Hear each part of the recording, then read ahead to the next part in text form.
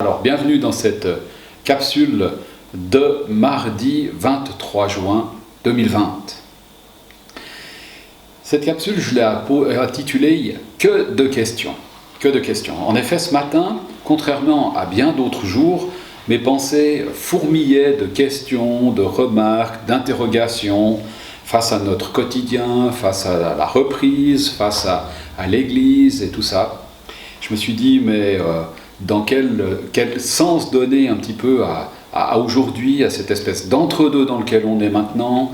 Est-ce que je suis en train de faire des choses pour faire du chiffre pour l'Église, pour satisfaire des besoins des uns et des autres?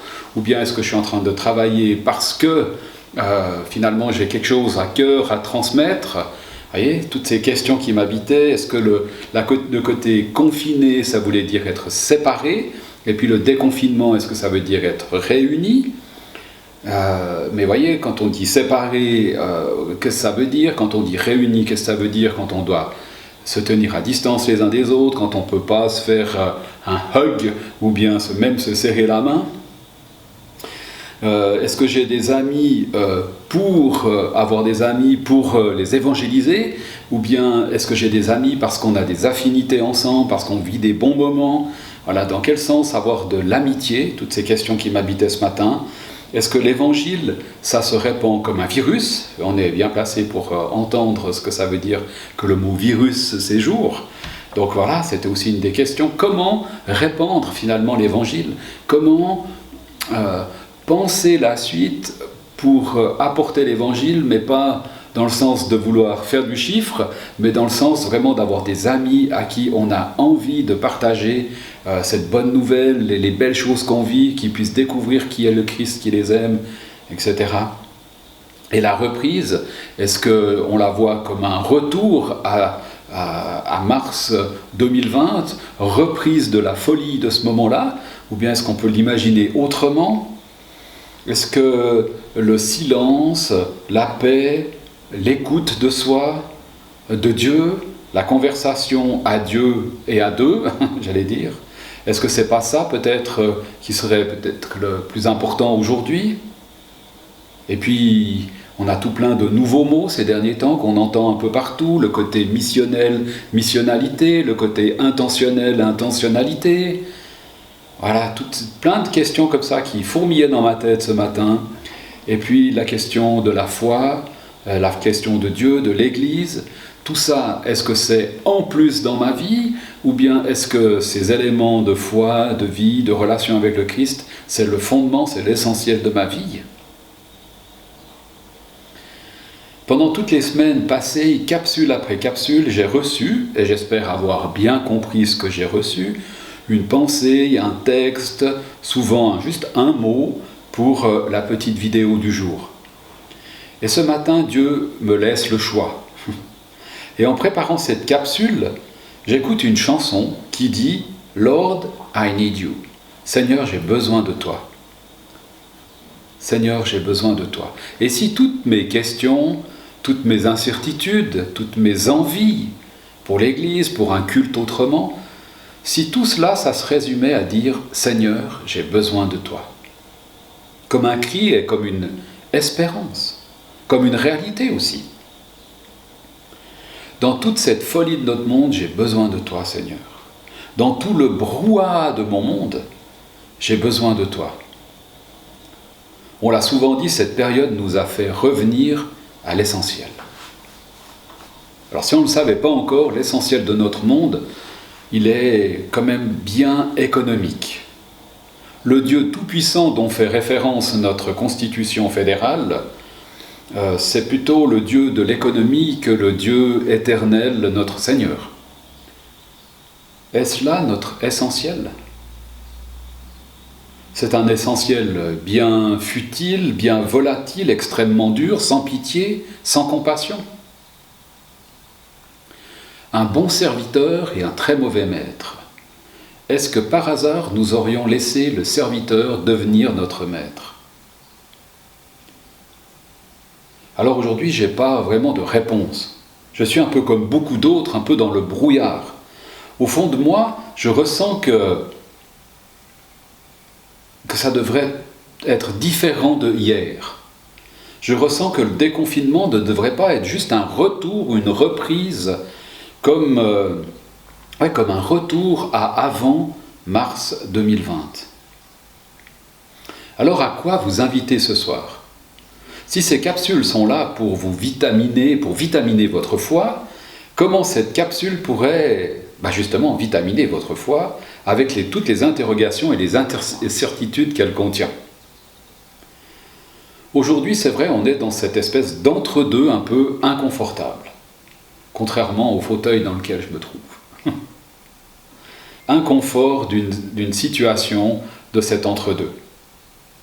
Et en écrivant cette dernière phrase, un épisode de la vie de Jésus me revient en mémoire. Bartimée. Est-ce que nous ne sommes pas, nous aussi, des aveugles sur le bord du chemin de notre monde ? Est-ce que la seule chose que je puisse vous proposer ce soir ne serait pas d'être un peu comme cet aveugle ? Jésus, fils de David, prends pitié de moi. On va lire ce passage ensemble. Il se trouve dans les trois des quatre évangiles, dans Matthieu, dans Luc et dans Marc. On va lire la version de Marc ce soir. Marc 10 à partir du verset 46. Ils arrivent à Jéricho. Alors que Jésus sortait de cette ville avec ses disciples et une foule de gens, un aveugle appelé Bartimée, fils de Timée, était assis au bord du chemin et mendiait. Quand il entendit que c'était Jésus de Nazareth, il se mit à crier « Jésus, fils de David, prends pitié de moi !» Beaucoup lui faisaient des reproches pour le faire taire, mais il criait de plus belle « Fils de David, prends pitié de moi !» Jésus s'arrêta et dit « Appelez-le. » Ils appellent donc l'aveugle et lui disent « Courage, lève-toi, il t'appelle. » Alors il jeta son manteau, se leva d'un bond et se tint et vint vers Jésus. Jésus lui demanda « Que veux-tu que je fasse pour toi ?» L'aveugle lui répondit « Rabouni », ce qui signifie « maître. »« Maître, fais que je voie de nouveau. » Et Jésus lui dit « Va, ta foi t'a sauvé. » Aussitôt, il retrouva la vue et il suivait Jésus sur le chemin. Il retrouva la vue et il suivait Jésus sur le chemin. Voir à nouveau, telle était la demande de Bartimée. Peut-être bien que Bartimée se posait lui aussi des questions. Pourquoi est-ce que je suis devenu aveugle ? S'il dit « je vais voir à nouveau », ça veut dire qu'à un moment donné, il a vu, qu'il a perdu la vue et qu'il aspire à retrouver. Pourquoi est-ce que je suis devenu aveugle ? Ma vie n'a plus de sens. Je suis au bord du chemin à mendier toute la journée. Quel est mon avenir ? Et soudain, Jésus arrive. L'espérance est là. Jésus, prends pitié de moi. Que veux-tu que je fasse pour toi ? Jésus te pose cette même question ce soir. Me pose cette même question ce soir. Que veux-tu que je fasse pour toi ? Jésus, j'ai besoin de toi pour que je voie un nouveau sens à ma vie. Que nous découvrions une vision renouvelée de l'Église pour aujourd'hui, pour la période après ce virus. Et Jésus répond, « Va, ta foi t'a sauvé » du non-sens d'aujourd'hui. Alors nous allons retrouver une vision renouvelée de l'Église comme corps de Christ dans notre monde futile conduit par un Dieu dollar sans pitié.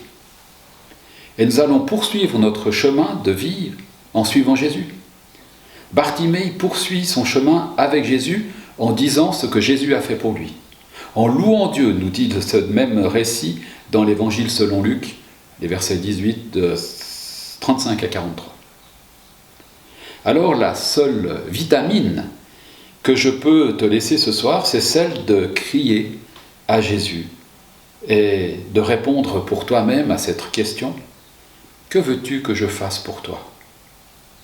Alors je vais te laisser voir avec Jésus parce que je sais que quelle que soit la demande que tu vas lui poser, la demande, quelle attente tu as, quelle qu'elle soit, Jésus aura la meilleure réponse.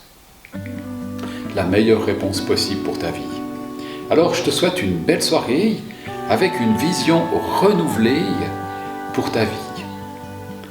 Et pendant que j'y pense, il y a toujours de la place pour dire ce que Jésus a fait pour toi. Par exemple, dimanche prochain, le 28 juin, et on se reverra peut-être à ce moment-là. Alors je te souhaite une belle soirée avec le Seigneur.